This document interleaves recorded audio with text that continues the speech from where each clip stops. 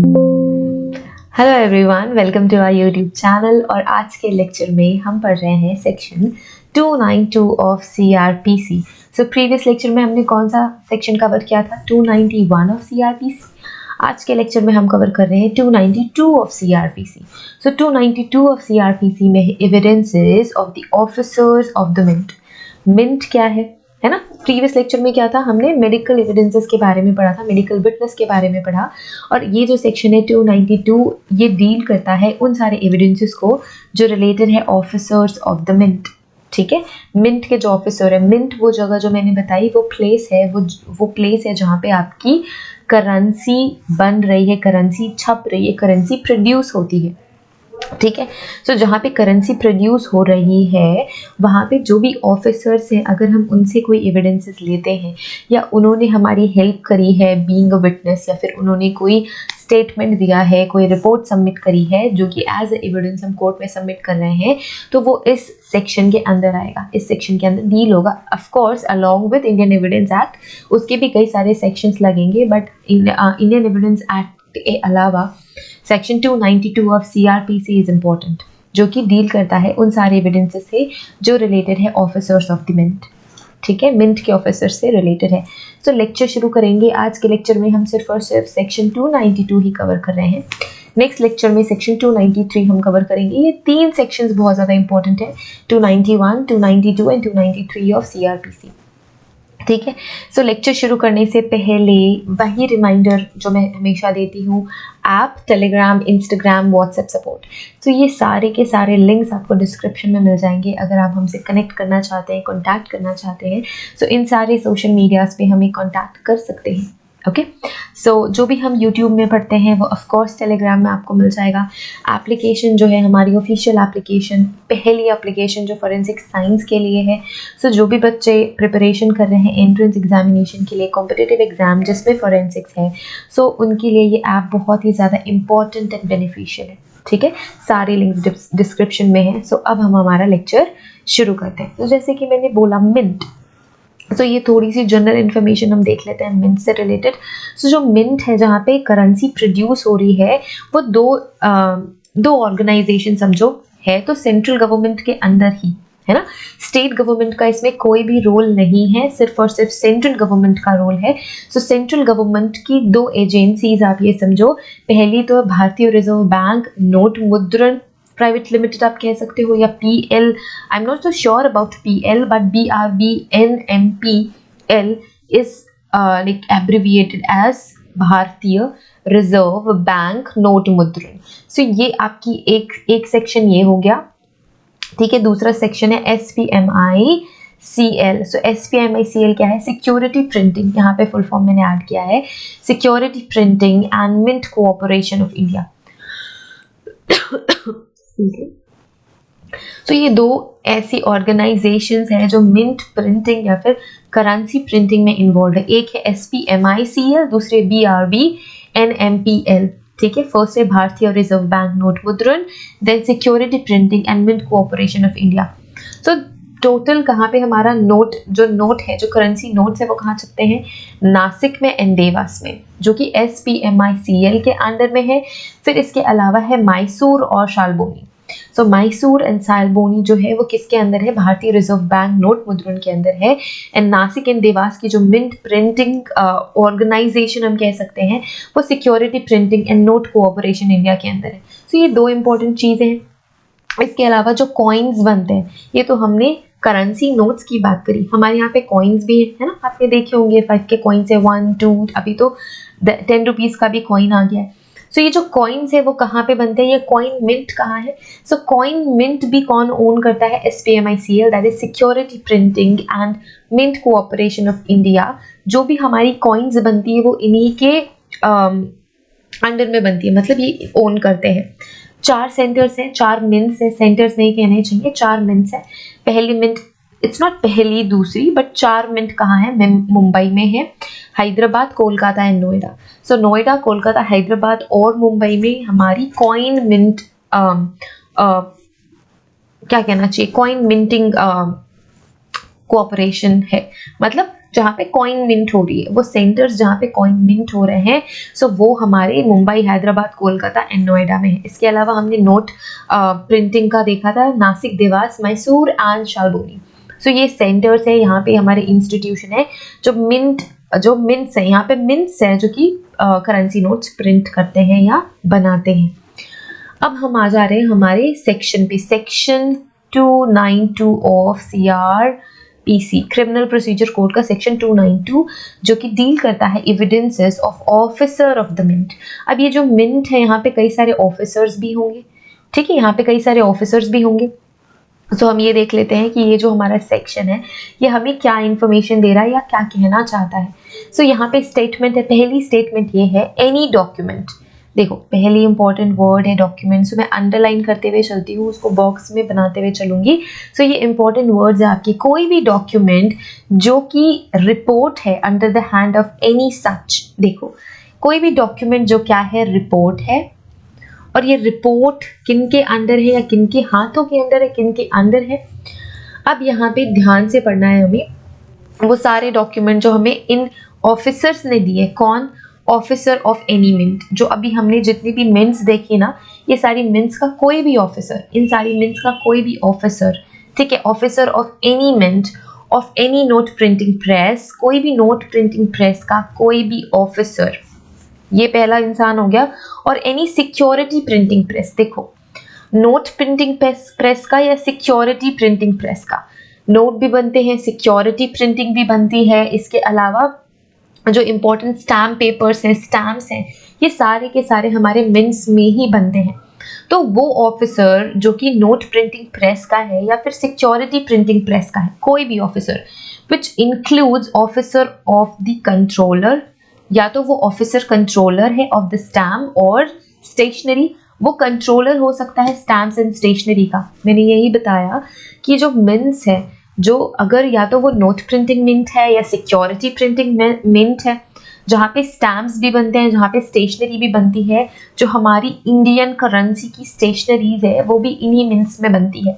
सो कोई भी ऐसा ऑफिसर जो नोट प्रिंटिंग सेक्शन का है, कोई भी ऑफिसर, कोई भी मिंट का ऑफिसर जो नोट प्रिंटिंग वाले एरिया में, या फिर सिक्योरिटी प्रिंटिंग प्रेस का कंट्रोलर है, वो कंट्रोलर हो सकता है स्टैम्प एंड स्टेशनरी का, और any officer of forensic department, forensic department का भी कोई ऑफिसर हो सकता है, division of forensic science laboratory, or any government examiner of question document.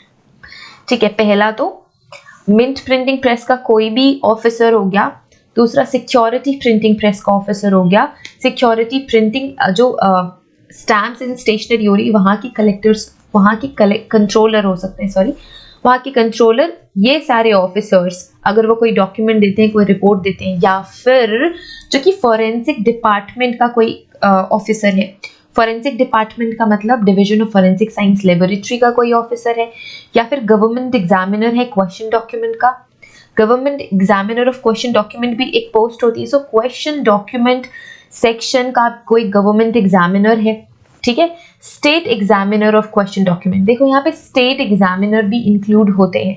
हमारी जो मिंट्स है वो किसका इंटरेस्ट है? सेंट्रल गवर्नमेंट का इंटरेस्ट है, बट यहाँ पे अगर हम ऑफिसर्स काउंट कर रहे हैं तो स्टेट एग्जामिनर भी इंक्लूडेड है। कोई गवर्नमेंट एग्जामिनर, जो कोई स्टेट गवर्नमेंट एग्जामिनर है क्वेश्चन डॉक्यूमेंट का, ठीक है। सो ये सारे जो ऑफिसर्स हैं, ठीक है, as the central government may be by notification specify in this behalf upon any matter or thing duly submitted to him for examination and report in the course of any proceeding under this code।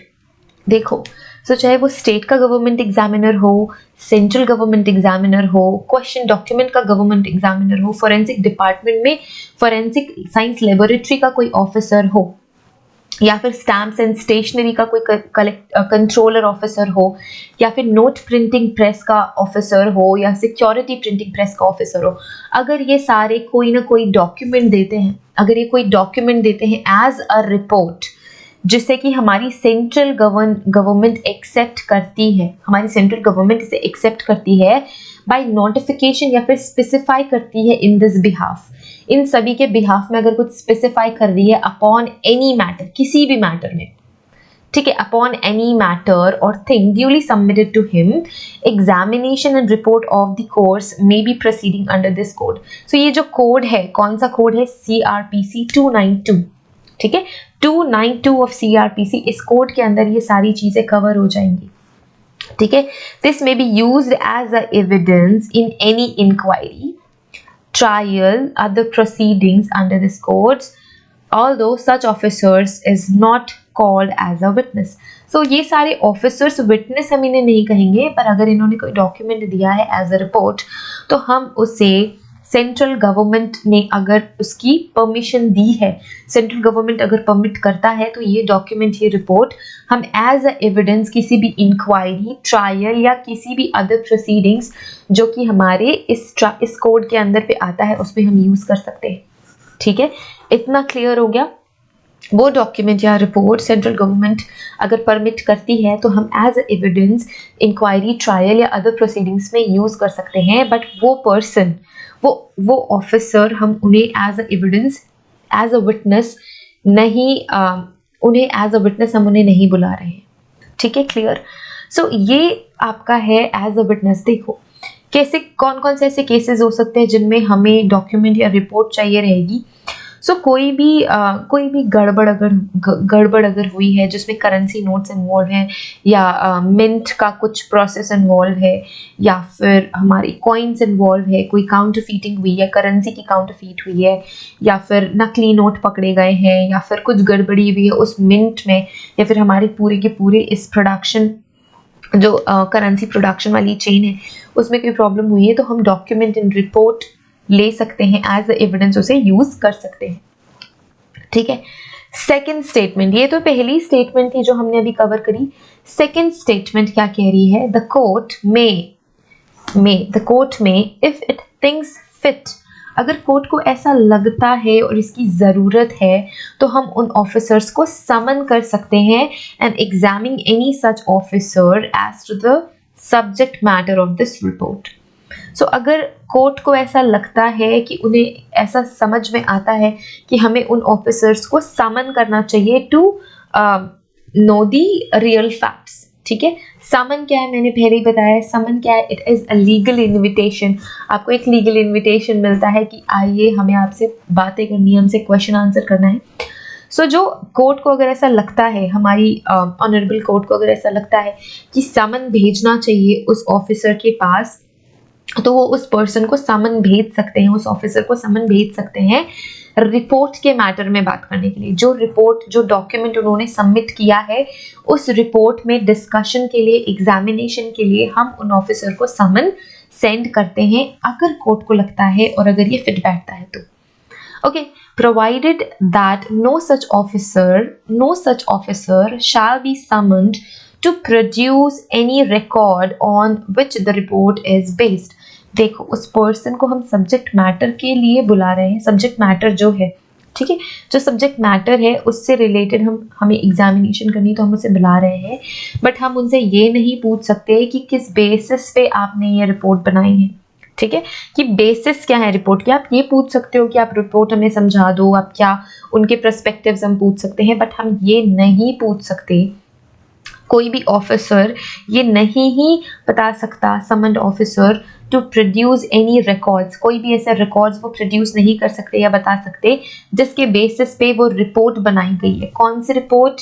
ये वाली document और ये वाली report. सो वो ये disclose नहीं कर सकते। नेक्स्ट, थर्ड स्टेटमेंट क्या कह रहा है हमारे सेक्शन का? With prejudice to the provision of section 123 and 123 and 124 of Indian Evidence Act, ठीक है, 123 and 124 of Indian Evidence Act 1872, ठीक है। No such officer shall, देखो हमको 123 सेक्शन को भी वायलेट नहीं करना है, सेक्शन 124 को भी वायलेट नहीं करना है, ठीक है। कोई भी ऐसा officer except with the permission of general manager or any officer in charge of the mint or of any note printing press of the security printing press of any forensic department officer, incharge of forensic laboratory, governmental examiner of question document, और वो सारी चीज़ें जो अभी हमने पहले वाले statement में पढ़ी, सारे के सारे ऑफिसर्स, ठीक है, अगर वो सेक्शन 123 एंड 124 को ब्रीच नहीं कर रहे हैं या फिर सेक्शन 123 एंड 124 को वायलेट किए बिना उन्हें अगर वो कोई स्टेटमेंट देते हैं, तब ये मानी जाएगी दैन इट इज परमिटेड, तभी ही ये परमिटेड है। अगर ये वायलेट कर रहे हैं 123 124 को तो परमिशन नहीं है। कौन से सारे ऑफिसर्स एक्सक्यूज मी, यहाँ जो हमने पढ़ा, ठीक है, ये सारे के सारे ऑफिसर्स अगर 123 एंड 124 सेक्शन को वायलेट नहीं करते हैं, so to give any evidence which is derived from the unpublished official record on which the report is based, so वो ये disclose नहीं कर सकते, to they are not, then they are permitted। अगर वो सेक्शन 123 124 को वायलेट नहीं करते हैं, then they are permitted to give any evidence which is derived from the unpublished official record on which the report is based। अगर वो violet नहीं कर रहे हैं इंडियन एविडेंस एक्ट के वो सारे sections, to disclose the nature and particulars of any test applied by him in the course of examination of the matter or the thing, ठीक है, तब they can somewhere disclose it, ठीक है। सो यही है आपके सेक्शन 292 CRPC का evidence of officers of the mint. So हमने बहुत सारे ऑफिसर्स देखे, वो सारे ऑफिसर्स की एक बार लिस्ट बना लेना, ये सारे हमारे मिंट्स हैं, ये छोटा सा ही सेक्शन है। सो अगर हम उनके स्टेटमेंट्स या डॉक्यूमेंट को एज एविडेंस लेते हैं तो कब हमें कहाँ पे ये जानकारी ध्यान रखना है, ये हमें याद अपने ख्याल में रखना है, ठीक है। They are not allowed to disclose कि किस बेस पे उन्होंने रिपोर्ट बनाई थी, बट अगर वो वायलेट नहीं कर रहे हैं सेक्शन 123 124, तब जाके वो ये सारी चीज़ें डिस्क्लोज कर सकते हैं in the matter of investigation, in the matter of fact, पूरे प्रोसेस में, राइट। सो यस, आज के लेक्चर में हमने यही पढ़ना था, section 292 of CRPC which deals with the evidences which is related to the officer of the mint। so I hope ये सेक्शन समझ में आया होगा, एंड अगर कोई डाउट है तो कमेंट करके हमसे पूछ सकते हैं। हमें सारे सोशल मीडिया हैंडल्स पे हमसे कनेक्ट कर लीजिए, हमें फॉलो कर लीजिए, मेंबर बन जाइए। सब्सक्राइब नहीं किया है चैनल तो सब्सक्राइब कर दीजिए, अगर ऑलरेडी सब्सक्राइब किया हुआ है तो अपने फ्रेंड्स, सीनियर्स, जूनियर्स के साथ शेयर कीजिए। Okay, so see you in the next lecture, have a great day ahead, bye.